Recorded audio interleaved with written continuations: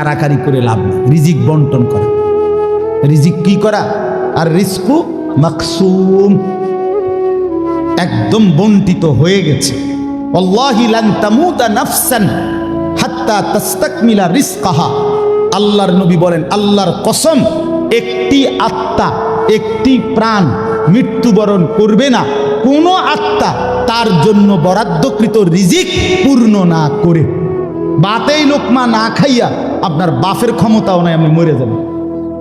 আর যেটা নাই সেটা আপনি খাইতে পারবেন না। আমি খাইতে বসি ভাত, আমার প্লেটে ভাত নিয়া আমার বাচ্চা বাহিরে খেলে, 2 বছরের মেয়েটা মাঝে মধ্যে দৌড় দিয়ে আসে, আইসা এক লোকমা নিয়ে যায়, নিয়ে আবার দৌড় দিয়ে যায় না, বাকি ভাত আমি শেষ করছি। তা আমার মালিক যেন বলে, আনিস, ওই মাঝখানের এই লোকমাটা তোর মেয়েরই ছিল, আমি তাকে যথাসময়ই নেওয়ার জন্য পাঠাইছি। তুমি যদিও ভাবছিলা পুরা ভাত তোমার, কিন্তু না, মাঝের এক লোকমা তোমার মেয়ের। হ্যাঁ, রিজিক বন্টিত হয়ে আছে, রিজিক বন্টিত হয়ে আছে। ইন্না রাব্বি ইয়াবসুতুর রিজকা লিমান ইয়াশা ওয়া ইয়াকদির। আল্লাহ বলে, বান্দা, আমি যাকে ইচ্ছা রিজিক বেশি দেই, যাকে ইচ্ছা রিজিক কমিয়ে দেই, এটা আমার ইচ্ছা, আমার ইচ্ছা। বিশ্বাস, এক বিমানে বিদেশ গেছে, একই কোম্পানিতে চাকরি করে, এক রুমে থাকে 16 বছর। আইবার পরে আমার পরিচিত একজনে বাড়ি গাড়ি অনেক কিছু করছে, আরেকজনে 16 বছর পরে আইবার সময় আরেকজনের থেকে ফ্যান হাওলাত কইরা টিফিন দেয়ছে। একবার সত্যি নিজে কইছে, কজুর এই ফ্যানটা আরেকজন তে লই আইছে। এক রুমে থাকছে, এক রুম, এক দেশে। এমন হলো কেন? ফায়সালা কোথায়? আরে ফায়সালা কোথায়? এটা বুঝতেই হবে বাপ, এটা বুঝতেই হবে। দুনিয়া নিয়া কারাকারি না, দুনিয়া নিয়া কারাকারি না, দুনিয়া নিয়া কারাকারি না, দুনিয়ায় সেই যাবে। দাওয়াত ও তাবলীগের বিশ্ববিখ্যাত মুরব্বী ছিলেন, আহা, সোনার মানুষ ছিলেন, আলোকিত মানুষ ছিলেন হযরত মাওলানা উমর পালনপুরি রাহমাতুল্লাহ আলাইহি। উনি বলতেন, বাপ, মসজিদের ছাদে মনে করেন 500 লিটারের একটা পানির টাঙ্কি, আর নিচে 5টা ট্যাপ অজু করার জন্য দিছে।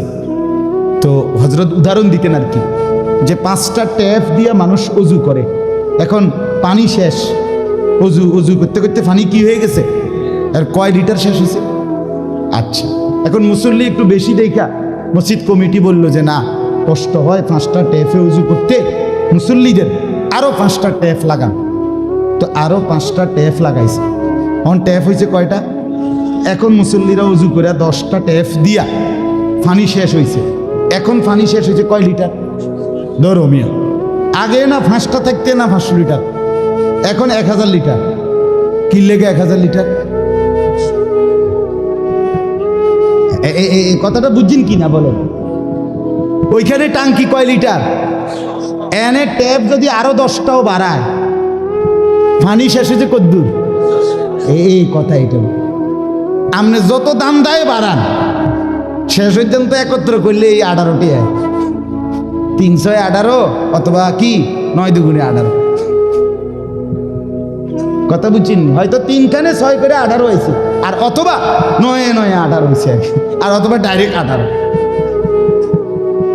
তার মানে 18 ঠিক, হয়তো 318 অথবা 9 দুগুণে 18 অথবা ডাইরেক্ট কি, মানে আমনে দামদা বাড়াইয়া লাভ নেই।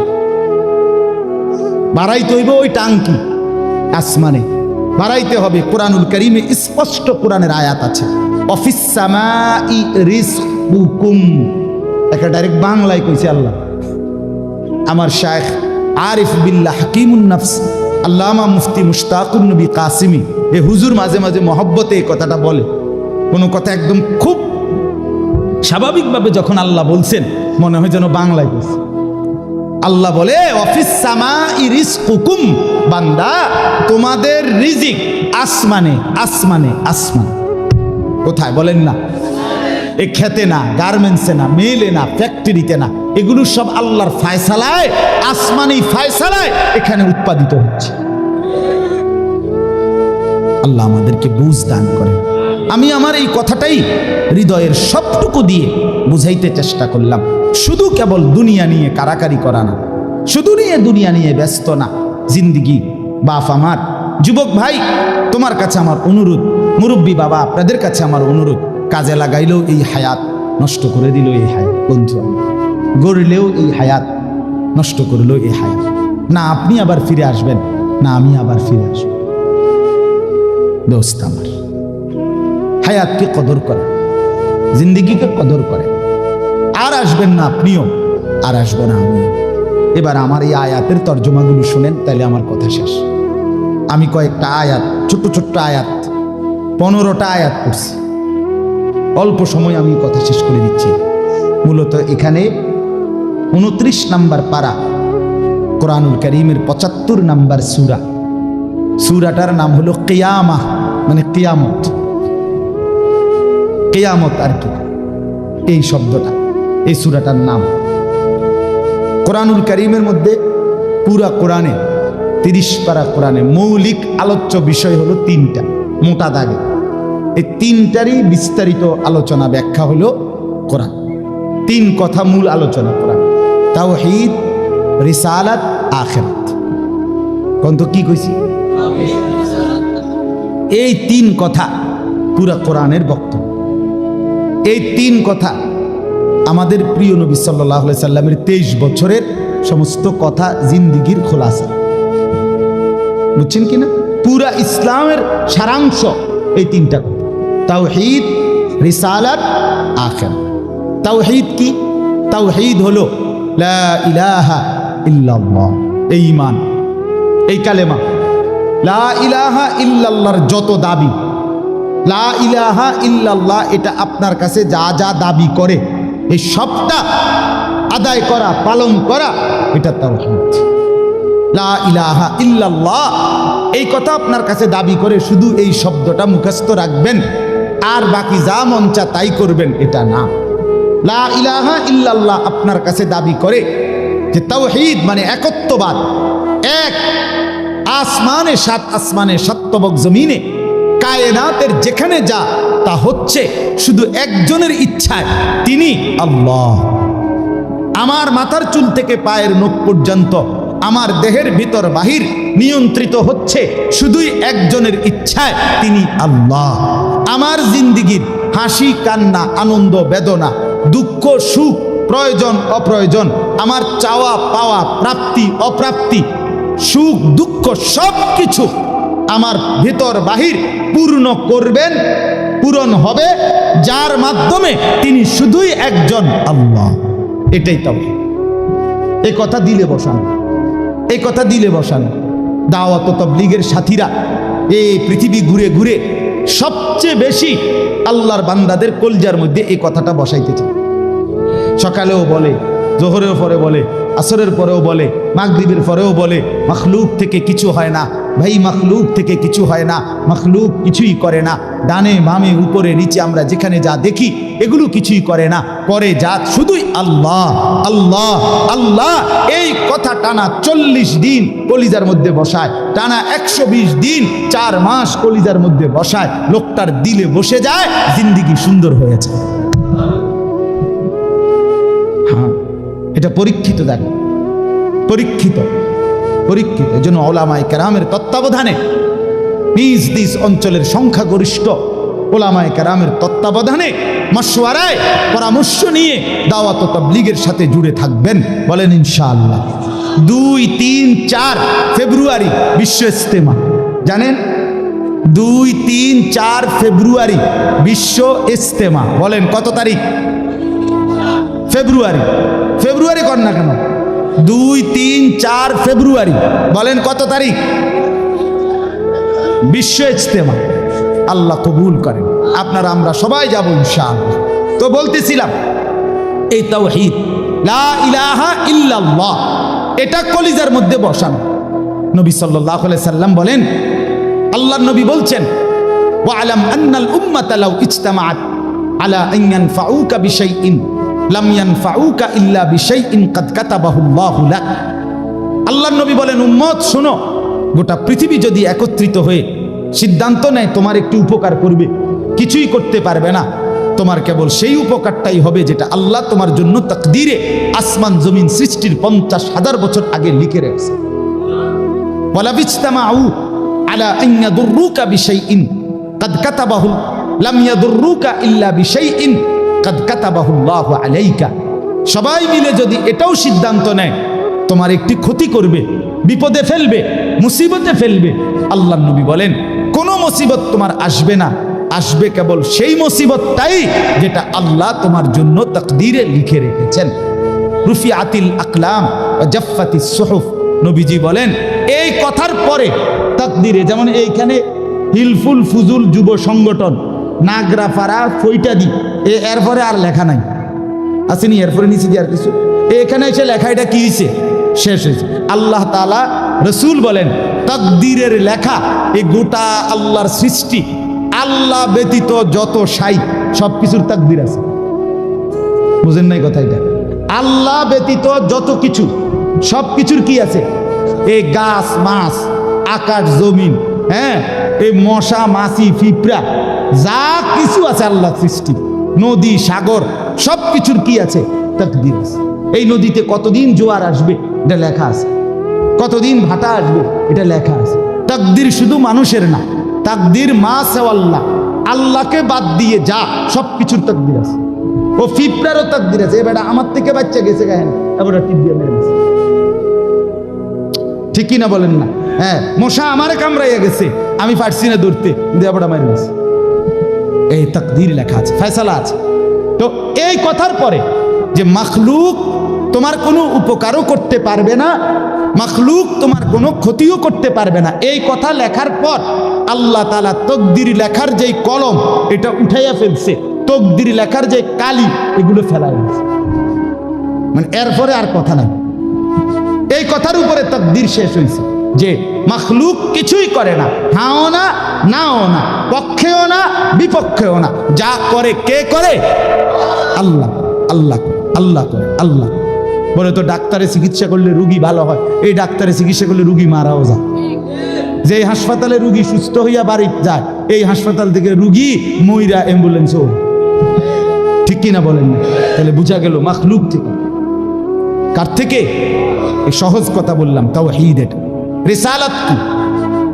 রিসালাত হলো মুহাম্মাদুর রাসূলুল্লাহ সাল্লাল্লাহু আলাইহি ওয়াসাল্লাম। তার মানে মাথার চুল থেকে পায়ের নখ, জিন্দিগির পুরাটা, এই দেহের সব কিছু, এবং আমার জীবনের একেবারে ঘর থেকে দেশ জাতি রাজনীতি, ঘর পরিবার সমাজ, আচার আচরণ, বাজার ব্যবসা, লেনদেন, হাসি কান্না, আয় উপার্জন, সামাজিকতা, অনুষ্ঠানাদি, পাড়াপড়শি, সমাজের আমার জিন্দিগির, আমি এক মানুষ জীবনে যা করব, ঘরে কিংবা বাইরে, হাটে কিংবা মাঠে, বাজারে কিংবা ব্যবসায়, আয়ে কিংবা লেনদেনে, দেশে কিংবা রাজনীতিতে, সব কিছু একজন রসূল মুহাম্মদ সাল্লাল্লাহু আলাইহি সাল্লাম উনার দিক নির্দেশনায়, উনার সুন্নাতে, উনার তরিকার উপরে করা, এভাবে জীবনটাকে গঠন করা, এটার নাম রিসালাত।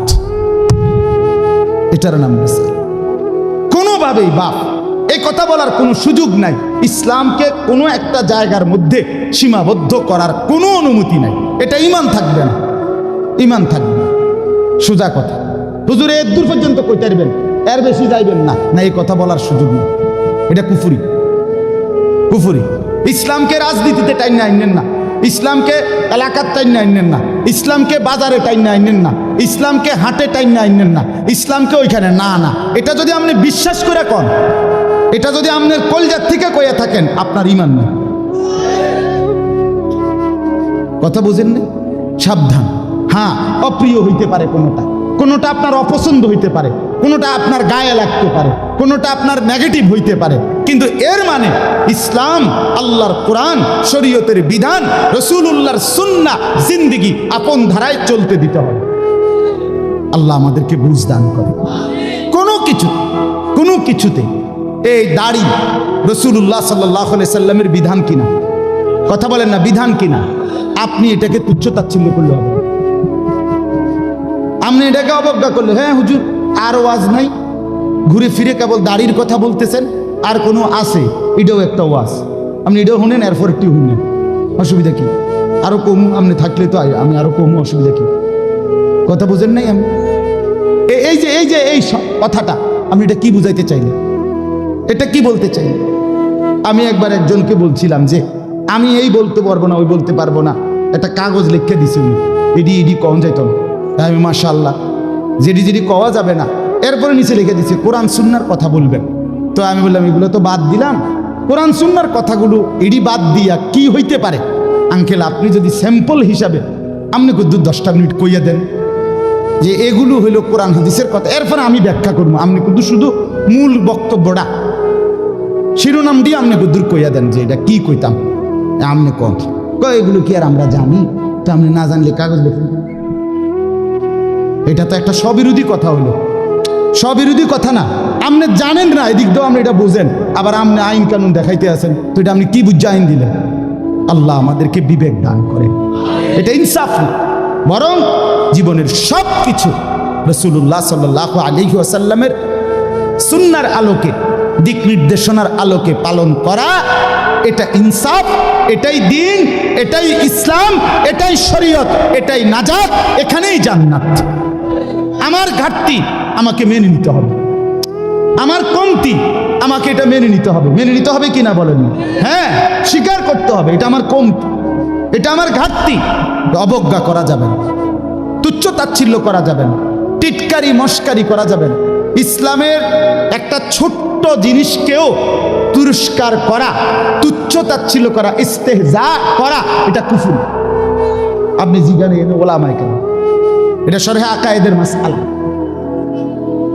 কুফরি। আপনি দাড়িকে, মেসওয়াককে, টুপিকে, পাঞ্জাব, যা কিছু ইসলামের নিদর্শন, তার একটি জিনিসকেও আপনি অবজ্ঞা করতে পারবেন। ইস্তেহজা আপনি পালন না করা, এটা হলো কবিরা গুনাহ, আর অবজ্ঞা করা কুফর।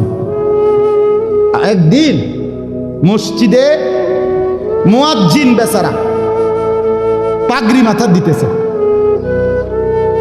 ভদ্রলোক পয়সাওয়ালা মাতবরে এনে খাড়াইয়া এক পাশে প্রথম কাতারে, সে বলতেছে এই সমস্ত তেনাতুনা বান্ধনের টাইম এখন আসেনি।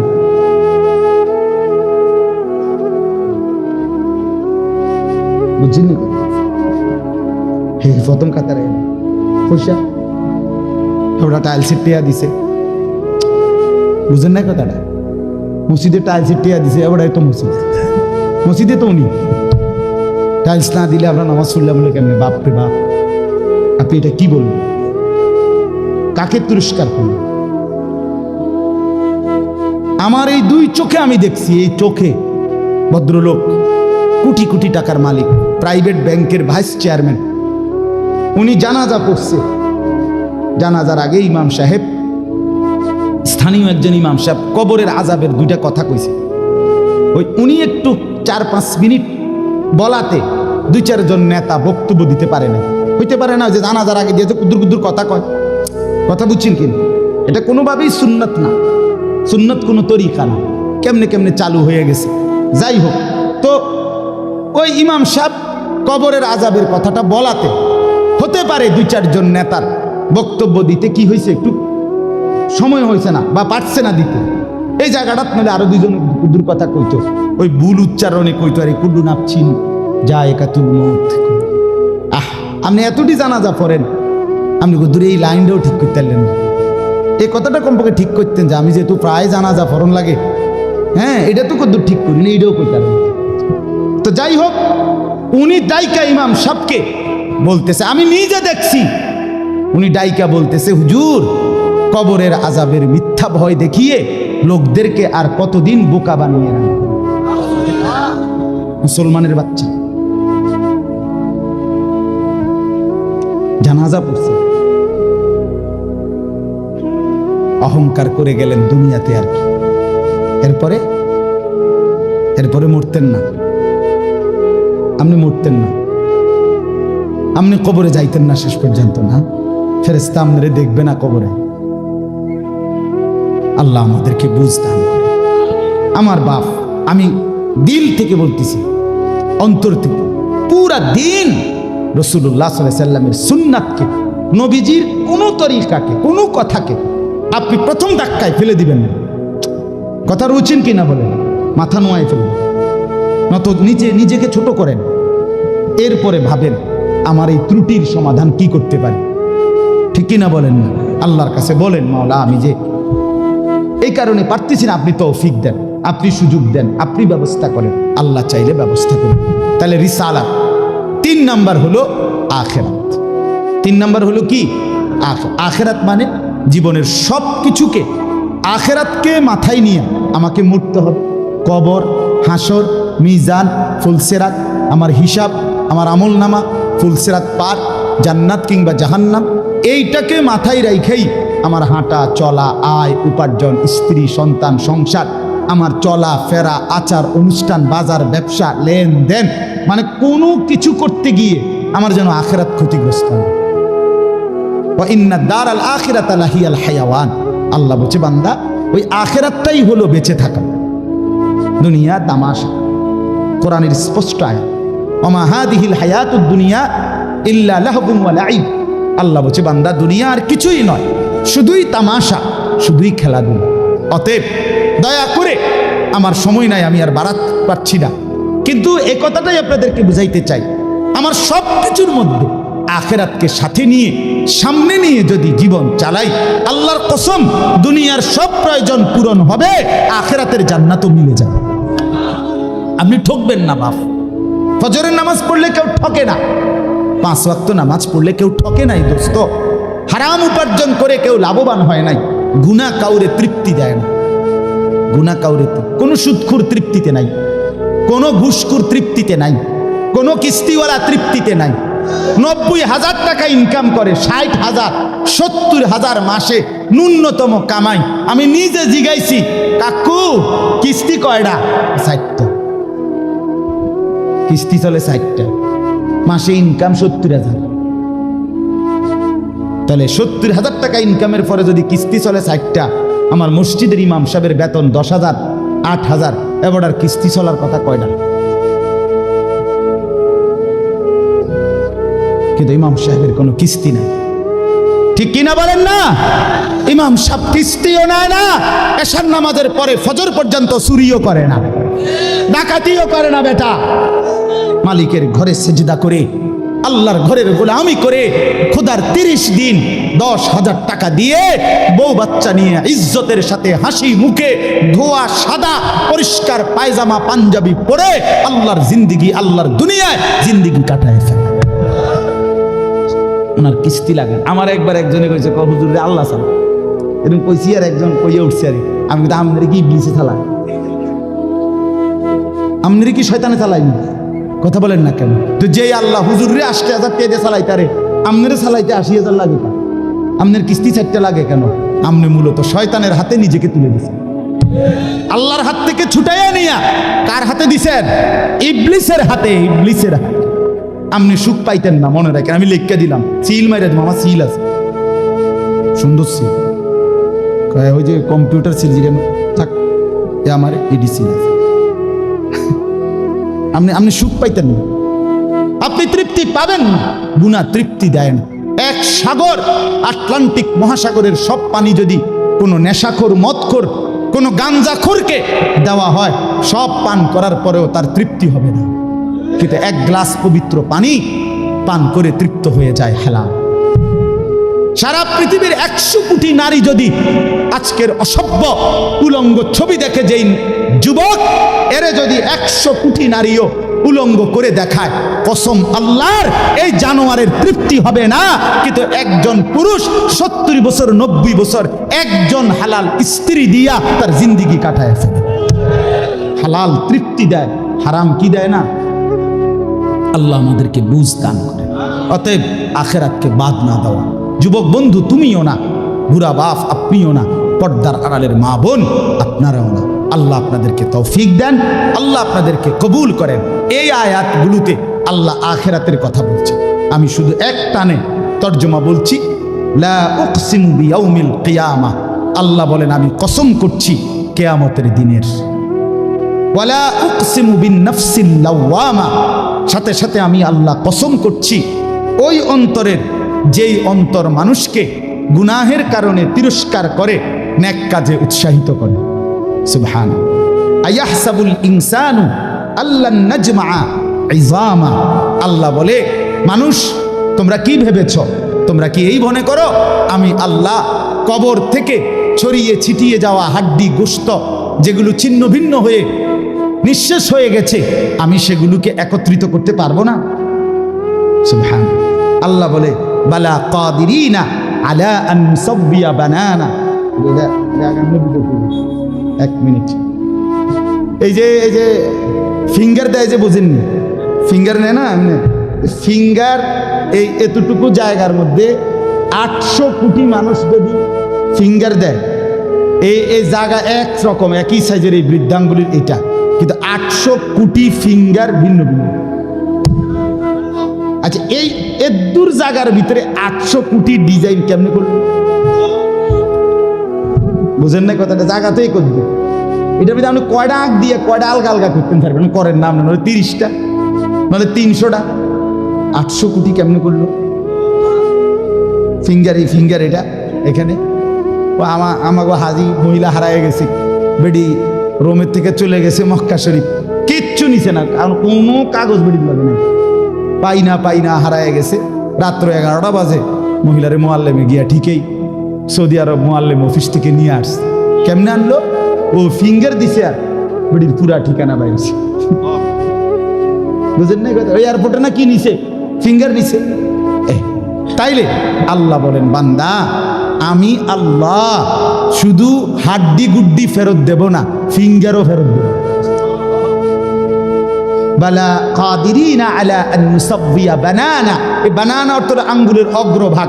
আঙ্গুলের অগ্রভাগে যেই দাগগুলো ছিল, ঠিক যারটা যেটা ছিল দুনিয়াতে থাকাকালীন, কিয়ামতের ময়দানে উঠাইবার সময় ওই ফিঙ্গার মিলাইয়া যদি এখানে ফিঙ্গার দিয়ে রাখো, হাসরের মাঠে ফিঙ্গার দিল, এক ফিঙ্গার আসবে।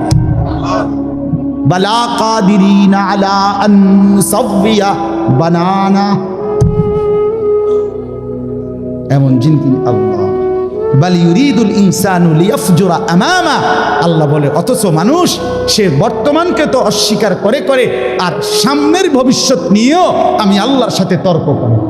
কি করে? ইয়াসআলু আইয়ানা ইয়াউমুল কিয়ামা। অহংকার আর নাফরমানি করতে করতে হুজুরদেরকে, আলেমদেরকে, দিনদারদেরকে ব্যঙ্গ করে জিজ্ঞেস করে, কি কোন দিন হইব কিয়ামত? হয় না দি, কোন দিন হইব? ফাইদা বারিকাল বাসার। আল্লাহ বলে, হবে বান্দা, সেদিন কিয়ামত হবে যেদিন ইসরাফিল ফু দিবে, সেদিন সমস্ত চোখ ধাঁধা লেগে যাবে। আহা কি হলো, আহা কি হলো। ওয়া খাসাফাল কামার। সব চাঁদটা আলোহীন হয়ে যাবে। জুমিআ আশ-শামসু ওয়াল কামার। সূর্য চন্দ্র এক হয়ে নিষ্প্রভ আলোহীন হয়ে যাবে, সব এলোমেলো হয়ে যাবে। আরে ওই যে একদিন শনিবার যে সকালবেলা ভূমিকম্প হয়েছিল কয়দিন আগে, মনে আসেনি আপনাকে? 9:30টার দিকে। আমি চাঁদপুর ছিলাম মাহফিলের কারণে। কুমিল্লা ক্যান্টনমেন্ট তো আমার বাসা। তো ওইখানে এক ব্যবসায়ী, ক্যান্টনমেন্টের গুমতি টাওয়ার, বড় টাওয়ার, ব্যবসায়ী আমারে ফোন দিচ্ছে, হুজুর হুজুর হুজুর হুজুর দোয়া করেন, দোয়া করেন। কি হয়েছে? আমরা সব ব্যবসায়ী বাইরে গেছি। কি হয়েছে ভাই? কয় এখানে আমরা আপনার ভূমিকম্প হয়েছে, সব বাইরে হয়ে গেছে। আমি বললাম, না ভাই, দোয়া করে আমার কোনো লাভ নাই, কারণ আমার এনো লড়ে।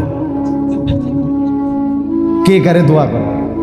আমার এনো তো কি হইতেছে, লড়ছে তো, আমি আপনার কি দোয়া করতাম? আমি তো দৌড়ের উপরে আছি। ঠিক কি না বলেন না কেন? হ্যাঁ, আল্লাহ বলেন কিয়ামতের ইসরাফিলের ফু দিলে জমিনের ভূমিকম্প এমন সব নড়বে একসাথে। ওয়াজুমিআ আশ-শামসু ওয়াল কামার ইয়াকুলুল ইনসানু ইয়াউমাইদিন আইনাল মাফার। কোটি কোটি মানুষ তখন পাগলের মতো দৌড়তে দৌড়তে বলবে, আইনাল মাফার, পালাবো কোথায় ভাই, দাঁড়াবো কোথায়, দাঁড়াবো কোথায়? ওই বেটাও বলবে সব নড়ে, ইনিও বলবে সব নড়ে, যেদিকে দৌড়াই সব নড়ে নড়ে নড়ে, সব নড়ে ভূমিকম্পে, কিয়ামতের ভূমিকম্প। আল্লাহ বলেন, কাল্লা লা ওয়াজার। না বান্দা, জমিনে আজ আর কোথাও আশ্রয় নাই, আজ আর ঠাই নাই। ইলা রব্বিকা ইয়াউমা ইদিনিল মুস্তাকার। আজ শুধুই তোমার রব আল্লাহর কাছে আছে। কার কাছে? ইউনাব্বাউল ইনসানু ইয়াওমাইদিন বিমা কদ্দামা ওয়া আখার। এবার আল্লাহ বলেন, আজ আমার কাছে ফিরিয়ে নিয়ে কিয়ামতের ময়দানে প্রত্যেককে জানানো হবে তুমি নিজের হায়াতে যা কিছু আমল করেছ আর তোমার পরে তোমার নামে যা কিছু আমল চলেছে সব কিছু তোমাকে জানানো হবে। তুমি করেছো এই, তোমার নামে চালু ছিল এই, আমি করেছি নামাজ এত ওয়াক্ত, আমি মসজিদে দিয়েছিলাম তো সেই মসজিদে নামাজ হয়েছে এত ওয়াক্ত। আল্লাহ বলেন তোমার নিজের নামাজ এটার নেকিও তোমার, ওই মসজিদে যে সহযোগিতা দিয়েছিলে সেই নামাজগুলোর সওয়াবও তোমার নামে দেওয়া হবে। এবার সুবহানাল্লাহ কইছেন না, নাউজুবিল্লাহ লেখা রেডি হন। তুমি যে দেখছো টেলিভিশন এগুলার গুনাও লেখা হবে। তোমার যে বউ বাচ্চার জন্য রঙিনটা রাইখা আইছো টেলিভিশন, তারা পরবর্তী এই টেলিভিশন যেই 20 বছর দেখছে এইটার সমস্ত গুনাও তোমার নামে লেখা হবে। সমান সমান হয়েছি নি সুবহানাল্লাহ নাউজুবিল্লাহ। এবার আম্মু বুঝ করে বালিল ইনসানু আলা নাফসিহি বাসীরা। আল্লাহ বলে শুধু জানাবো না, বরং প্রত্যেকটা মানুষ নিজের আমলনামা নিজের চোখেই দেখবে। ওয়ালাউ আলকা মাআযীরা, যদিও সে নিজের আমলনামা দেখে নানা উজর আপত্তি ছলছাতুরি করতে চেষ্টা করবে, আল্লাহ এদিনই না তো না, ঠিক আছে কিন্তু এইভাবে বুঝি করছি, আরে কি তো শুক্রবারটাও তো পাইতেছি না, শুক্রবার ওদের নাই। ফেরেশতা বলবো দোস্ত শুক্রবারে আইছিলা ঠিক, ওযু হইছে না দেখে লিখছি না। শুক্রবারে আইছিলা ঠিক, কিন্তু ওই যে খুতবার সময় তো জিমাইছ, তোমার তো হোক বা নাই, তুমি খারাই গেছো, হইছে না বাদ সদর বদরেরই। হ্যাঁ, আল্লাহ বলেন বান্দা ওজোর পেশ করবে কিন্তু আমি তার কোনো ওজোর শুনবো না। আল্লাহ আমাদের প্রত্যেককে আখিরাতের জন্য প্রস্তুতি নেওয়ার তৌফিক দান করেন। আমরা বাঁচবার উপায় নাই, আমরা আড়াল করবার উপায় নাই, লুকাইবার কোনো সুযোগ নাই। আছে কি কোনো সুযোগ? অতএব দোস্ত আমার, লা ইলাহা ইল্লাল্লাহকে মেনে নেন, মুহাম্মাদুর রাসূলুল্লাহকে জীবনে পুরা জিন্দেগি রাসূলের সুন্নাতকে গ্রহণ করেন, আখিরাতের জন্য প্রস্তুতি নেন। আল্লাহ তৌফিক দেন, আল্লাহ কবুল করেন। যুবক ভাই 5 ওয়াক্ত নামাজ পড়ো, ফজরের নামাজ কষ্ট করে হলো পড়ো, মোবাইলের উলঙ্গ ছবি নাচ গান নর্তকী দেখা ছেড়ে দাও দোস্ত আমার।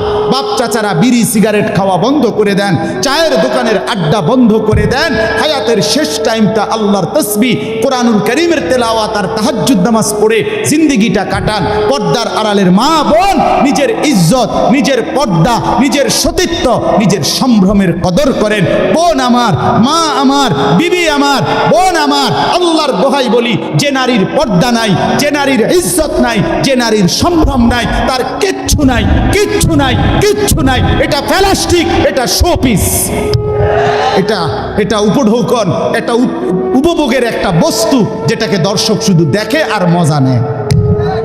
আল্লাহ আমাদের মা বোনদেরকে ইজ্জতের কদর বুঝবার তৌফিক দান করেন। আজকের যুবকদের এই মাহফিল আল্লাহ কবুল করেন, আমিন। সুবহানাল্লাহি ওয়া বিহামদিহি, সুবহানাক।